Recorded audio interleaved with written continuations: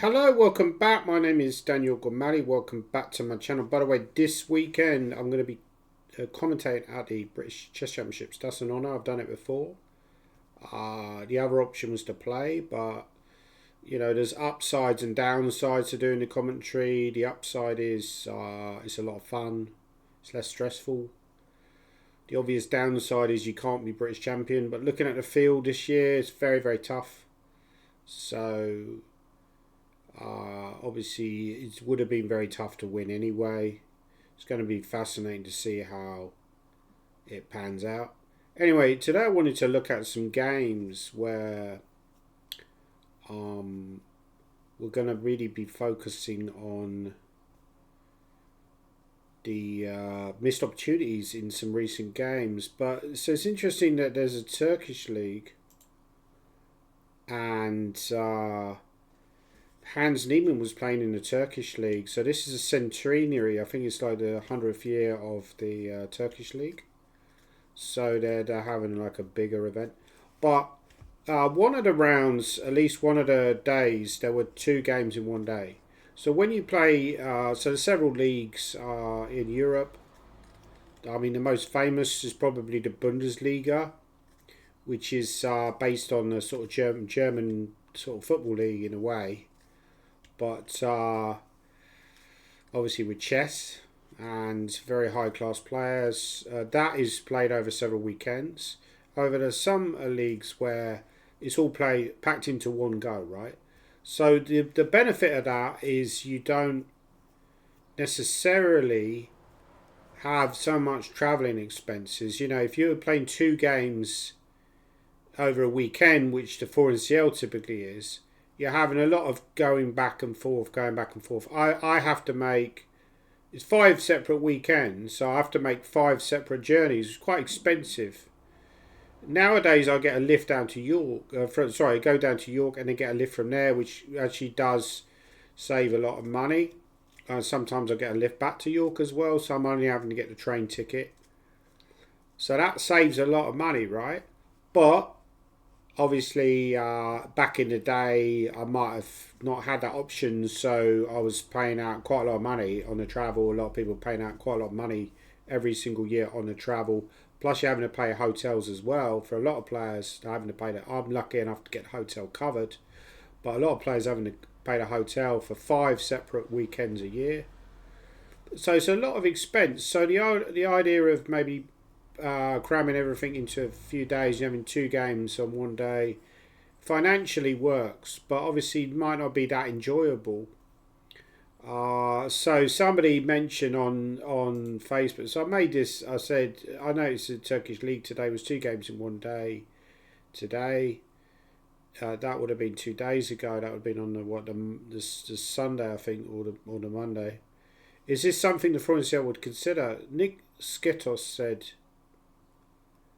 complete waste of money and time for such few games. As I live in Scotland, I believe Nick lives in near the Glasgow, or sort of like in Glasgow. I have to come on the Friday and stay alone first night. It's a higher cost, right? Yeah, exactly. Then if I'm lucky to find someone to share a room with on the Saturday, if I'm lucky to find a tournament hotel plus pay a fortune for transport plus taxis, pay for food, and recently I found out I need to also pay a percentage of the entry fee. Wow, I wasn't aware of that. That seems crazy. I mean, part of the problem I think with 4NCL is there's no prize money. I mean, I played in it many years, and I think there is some prize money for the top teams, but what's the actual motivation to play? You know, for yes, you play rated games, but you're not making any money. I mean, so like I say, with my conditions, I can make a small profit on the weekend, but not really realistically you're making any serious money from it. Um, I was lucky enough. I played for Wood Green back in the day, and I was getting £250 a game plus expenses. This is going back quite a few years ago, at least 10 years ago, maybe more, probably more. I would say. You talk about the 2000s sometime. I can't remember exactly when, but it was 250 plus your travel was covered, the hotel was covered, and they'd normally buy you a meal on a Saturday night as well. So, you know, that's a decent profit, right? But obviously conditions are getting worse, worse in chess. So yeah, Nick wasn't very happy about his foreign seal. Anyway, let's get back to the puzzles. So Hans Niemann. So I'm going to test you, the viewer, on some puzzles. So let's have a look at some of these positions. Hans Niemann is a very well prepared player. He plays a lot. Yeah, one of the issues I think with chess is it's hard. There's no circuit, right? So there's no recognised circuit. If you play on the tennis tour or on the golf tour, there's a recognised circuit. You can play, if you're a top player, you can play every weekend pretty much if you want. Um, Obviously, you have to pay out a lot of money yourself, probably, but if you're up there, if you're, let's say, on the PGA Tour and you're one of the better players, then you have everything covered and everything is organised for you. There's weekends, you know where to go. The problem with chess, you don't have that. So this is one of the issues with chess, I think, obviously because it's a minor game. So there's no necessarily organised thing. You have to organise it yourself. So Hans Niemann, players like that, he plays a lot, but that's all from him. He has to motivate himself to do that. If he decides he doesn't want to play, or you know, he's not going to get punished for not playing. He's just not going to get like, you know, no one else really cares. It's all coming from him. So anyway, let's go back to the game. So this is actually a typical setup that Black often employs now, just playing aggressive. Probably engines have started to like this for Black because you're playing aggressively, attacking on the queen side. So Black is really gearing up for this c5 break. So you could ask, why didn't Black go c5 immediately? I'm not entirely sure, actually. There might have been issues. I mean, one issue, for example, is let's say you did something like this. You could take, you hit the queen.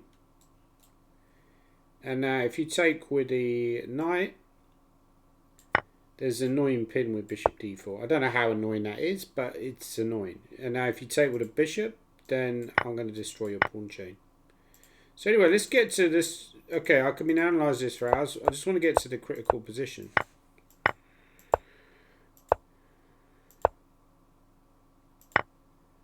Yeah, quite interesting, because obviously with this move, white is leaving this hanging, but the problem is that you're taking there. So white gets there first. So this is the key position. No, sorry. It's here. I think it's this position. White to play. What is the best move for white in this position?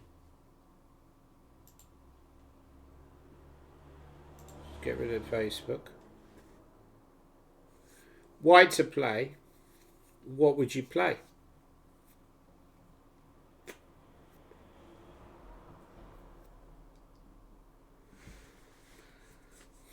That's the problem with Facebook, you know, like occasionally messages will pop up. So, yeah, interesting. Who is your tip? As I asked this before, who is your tip to win the British? The British is probably the main tournament in England every year. Obviously, there's a London Chess Classic, but that is more geared towards maybe the elite foreign players as much as the British players. I mean, Tony Miles used to dismiss the British as like a holiday tournament. I think he won it once. I think he won it in Torquay in something like 1982. It's the first ever year it was in Torquay. Tony Miles won it. But he had a point in a way that it's like a holiday event. It's not like a serious chess tournament like, you know, for example, the candidates is or whatever. And the standard is much lower than, say, in the top like World Championship events. But I've always enjoyed playing the British. I've always felt that it's good fun. You know, it's a summer away from the stress of normal life. So anyway, this position, white to play. So again, pause your video, think about what... Well, you don't really have to pause your video. I'm kind of pausing the action for you. Now, apparently white in this position. So we have to think about what should white do? You know, how do we make progress? Because we've clearly got quite a nice position. We're attacking this pawn here. But at the moment, black is defending that pawn. We can't take here because we're going to lose a piece. So the best move which is quite a tricky move to find, is knight to g4. Now, why does white go knight g4? Well, there's a couple of reasons. One is to threaten these sacrifices, very clearly to threaten these sacrifices. And so black has to respond to that. So I think in this position, black goes rook d7. I must admit, this is quite a tricky one to find. You know, how do you find a move like knight g4? It's kind of obvious in a way, but it's still missable, right? It's almost like, how do you make progress here? I mean, what Hans Niemann did was fine. He ended up winning the game, so it's fine. But knight g4 was a nice try. And rook d7, and this is what I like here, that actually instead of these sacrifices, which aren't actually that clear, you actually play in this position. You go rook e1. This is a beautiful move that I kind of really impressed me here. That now you're really threatening this potential. You're starting to break out. You want to go e4 and then break out with this rook. So suddenly these ideas of sacrifice are going to be much more powerful if you get this e4 moving. So very, very powerful idea for black. So bishop d3, well clearly knight e5 is very good for white because you're going to win this exchange. This will just drop a clear pawn. So it's amazing how strong knight g4 is. Let's imagine if black just moved a rook, say something like here. What is wrong? Oh, of course now you're hitting a rook, so this is the whole point, right? Yeah, so rook d7. So Hans would have seen this and thought rook d7. He probably would have stopped here. But well, this isn't so clear. Something like this. Actually, bishop h6. Rook d6 is a good response, but still black is worse. You can't take because of this. Check. King here. Check. Wow, very nice variation. Check, pause, checkmate. So knight g4 is the idea. That is the winning. Well done if you found knight g4. I wouldn't have found knight g4. Rook d7, now a very calm move, rook e1, threatening e4, blowing out the position, and black is in trouble. You know, what move can you play? Let's say you played a waiting move here again. Let's say I went rook here. Well, actually I can't do this because now I'm hitting double attack. Okay, can I find, it's not even easy to find. Let's say I went here, right? Now I go e4, this is the whole point. I'm unleashing the potential of my position. This rook is coming into the game. And then we take, and it's just game over. So that's the first puzzle. White went on to win anyway after rook d2. White was a lot better after rook d2. But somehow black was maybe holding on a little bit. Should have broken out with c5, but eventually lost the game. Anyway, it's not really that relevant. Let's move on to the next game. So this one is white to play in this position. What would you play in this position? What are your candidate moves? One of the things I've noticed when analysing with lower rated players, when you ask them about a position, they vocalise too much. So they give you too much information. They'll say, oh, queen is there, rook is there, a bit worried about those pawns, bishop there. The difference between a professional player and an amateur player, in my opinion, one of the biggest differences is professional player will start with variations. So they'll actually spit out variations, right? What's your variation here? Bishop c5. Bishop takes c5, knight takes, queen takes.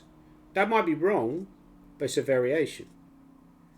The problem when you do too much vocalization, you're doing too many words, is you're giving yourself too much. Your brain is having to process too much information. So therefore, there's too much in the way. So, you know, you might have your variations, but they keep getting interrupted by all these words that you're trying to process. And that whole point about calculation and getting better at calculation is becoming more efficient. You know, the more simple you make it, the stronger you become. So in this position, what are your candidate moves? So first you identify a candidate move. So try and think about a candidate move here for white. White to play and win. So the nice variation here, which white failed to see in the game, what white played was actually better for white, but then they messed up later and they ended up losing the game. So this is a tough battle between a talented young Turkish player who's rated 24-33 and Runawak Sadwani, who's a very strong player from India, and he's a contemporary of people like Nilhar Sarin, Pragananda, Gukesh, and so on. He's one of the best young players in the world, probably, because he's from, he trains with a lot of these guys, friends with them. So, yeah, it's just very good, full stop, right? He also played on the same team as Magnus Carlsen in the European Club Cup.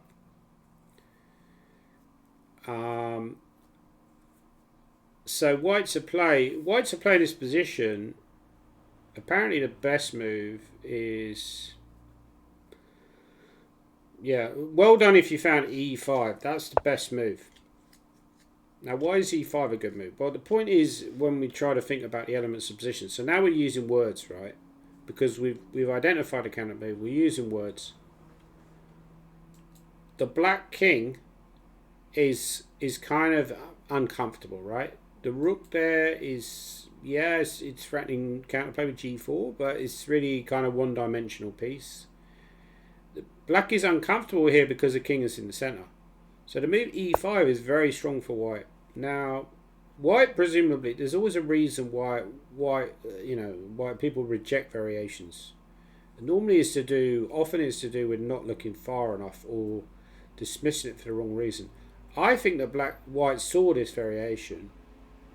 Probably reason that something like this was very bad for black for a number of reasons. For example, move up to B4 is very strong.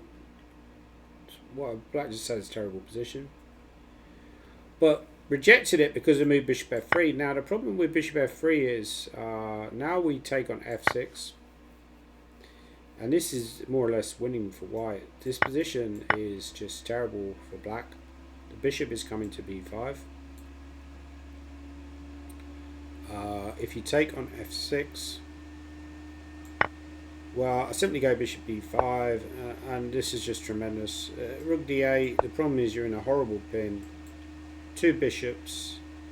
It's more important than the fact that white is material down. So what does the engine say is the best way? Queen c5 is one way. Probably bishop c5 is also very strong. Yes, it is. Queen c5 is better. And both moves are winning. Now if you castle kingside, the problem is this check, and then queen e4 is actually probably very strong here, right? Yeah, simply, but the computer says rook d7 even stronger because now you can't take because this check.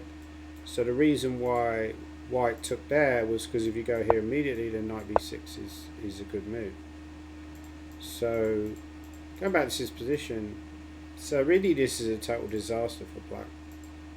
Is there anything else they can do after e5? Yeah, they have to do this, and apparently it's just total rubbish. C6 and then bishop h7. I think if white had found these moves, so white was so close to winning the game.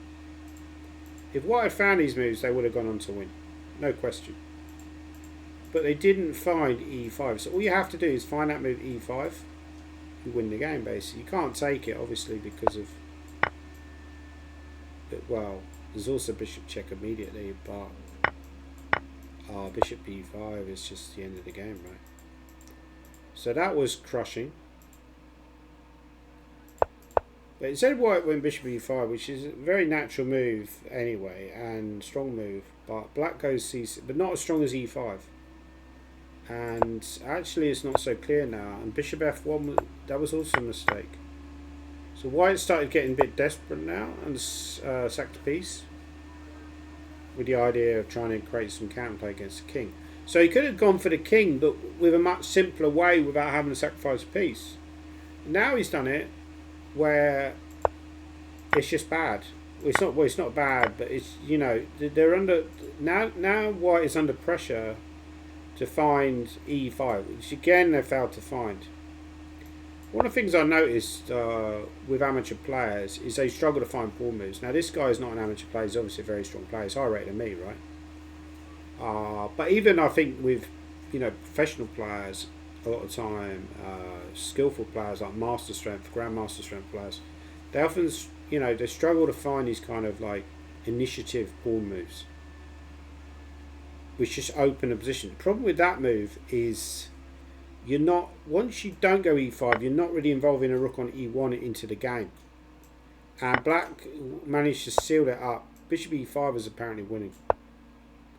Rook d7 Rook check, king here, queen d7, king f7. But he went queen c8, which actually was a mistake. Interesting. Queen f5 was a good move. White took, yeah. So you're back in the game actually. e5 was so. Funny enough, e5. It's easy when you analyse with a computer, right? You know, I might look like a genius because I'm sitting here with a computer, but you know these guys don't know all this, and they're sitting there over the board. It's so I'm being a little bit, what's the word? A little bit naughty, really, because yeah, I mean, if I had to do all this analysis myself, it'd be much tougher to find all these ideas. But apparently e5 is a mistake here, which is interesting because it looks like the most natural move, right? Surprising that it's a mistake. So rook d4 apparently is a much better move, but e5, why is that bad? Because here, why can't you take this? Oh, because there's checks. Aha, right. Yeah, maybe queen c6 is a problem. Yeah. So rook d4 was better because it just kept the tension. And sorry, rook d4 was better because it just kept the tension. Let's say black went here, and then you go rook c1, and yeah, you just keep the tension. So white went here, and then probably collapsed fairly quickly, right? Yeah. That was also a blunder.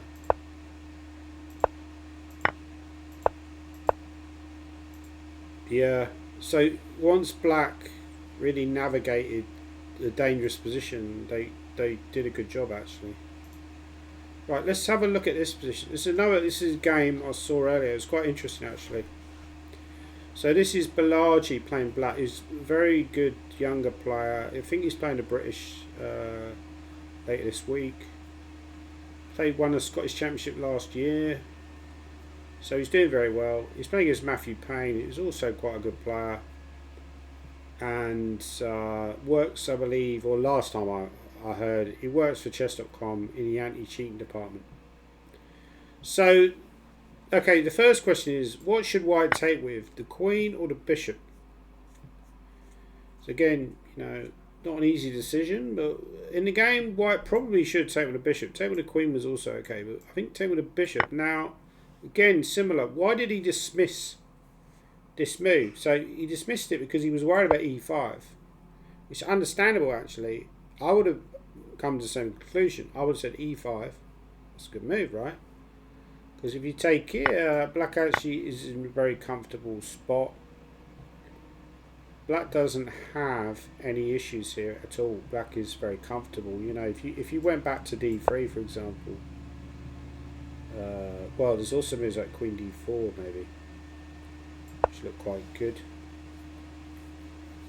If you went back to e2, I might be tempted to play d5 and try and activate the bishop on b7. Something like this looks very good for black. Bishop starting to come into the game. There's all sorts of ideas, kind of evil ideas for black. Very complicated position actually. But in this position, white to play has something stronger than bishop b6. So think about the position. What should white play? Okay, if you've unpaused your video,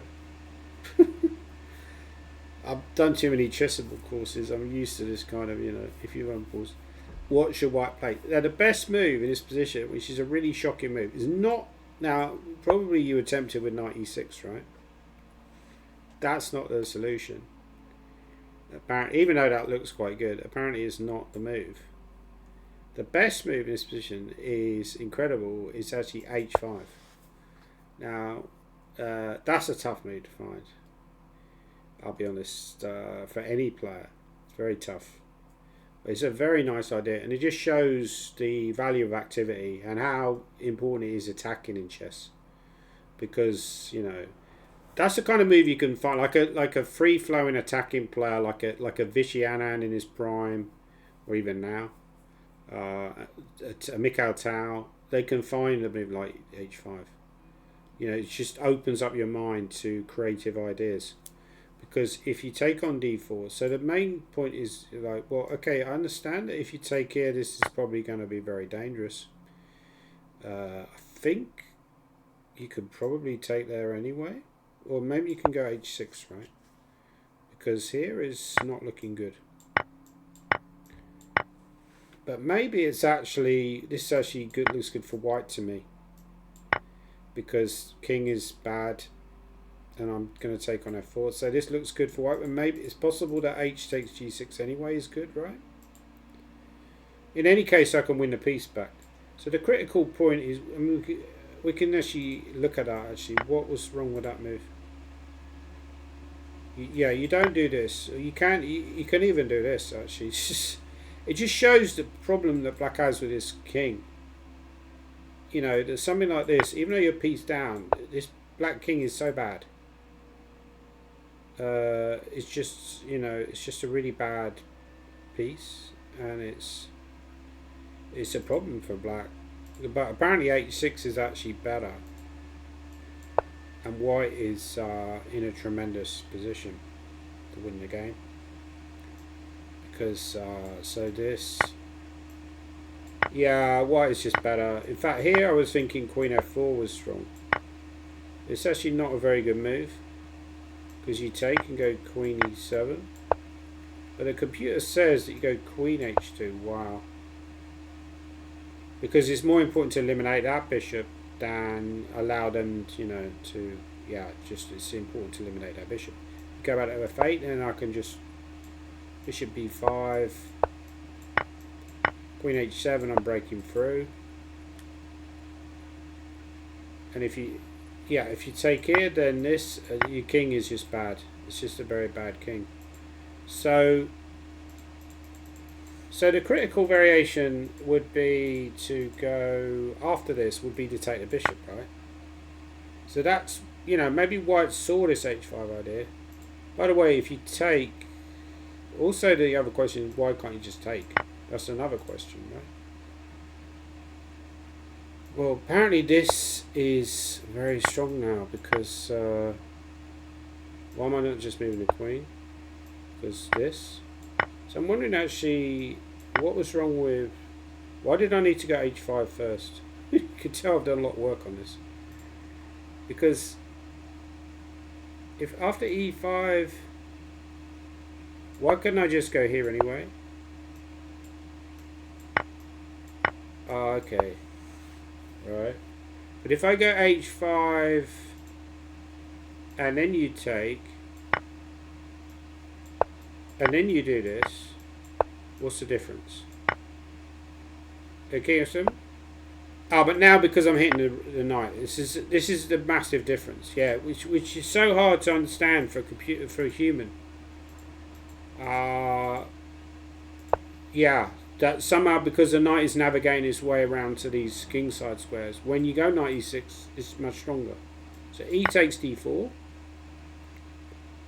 And now this is a beautiful variation. You take, right? It's just breaking through. Rook takes, you take, and this is just a hammer blow for black, because there's very few good squares to go with a king.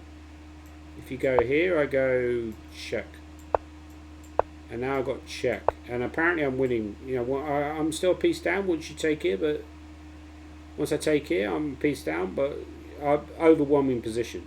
So I mean, something like this is just very, very good for white.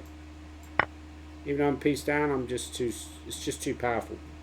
So you go back, fascinating line actually, I thought. But white didn't do that in the game. In the game, white took here, and knight h5 was played, knight fe6, and white was doing okay at this point. They did go into this endgame, which is the top line. But white very quickly collapsed and lost in this endgame. Well, he's a weaker player. I mean, his opponent's a much stronger player, so it's not surprising, but it's a missed tactical opportunity. So yeah. So hopefully that's given you some ideas going forward about concrete analysis, and yeah, some of these computer lines are very strong, but we see actually so important that in that game it was a pawn move. The first game was knight g4, that game was a poor move with e5, and in the third example it was a poor move with h5 as well. That was very, very strong. And so white kind of did all this stuff in knight f4, but then kind of backed off the whole line and seemed to lose faith in their position. So anyway, hopefully that's given you some ideas going forward. And please like and subscribe and all that kind of stuff.